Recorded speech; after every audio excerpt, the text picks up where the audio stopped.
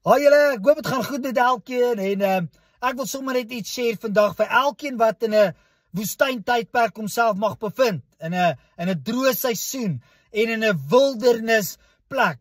En vandag wil ek dit kom share want ek dink God is so amazing dat hy kom met die Israeliete en hy red hulle uit Egipte uit.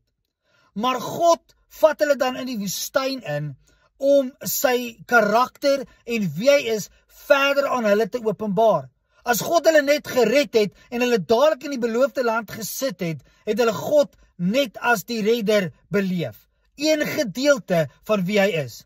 Hulle sou nooit God Yahweh Rafa beleef het, wat beteken God is ons geneesheer nie.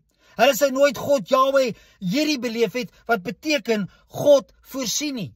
En so sal hulle ook nooit God Yahweh van Shalom beleef het, wat beteken is die God van vrede nie.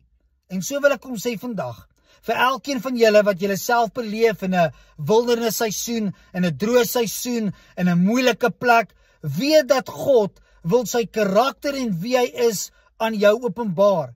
Hy wil jou nie net red nie, maar hy wil in jou omstandighede kom voorsien, kom vrede gee, jou kom lei. Dis die God wie hy is.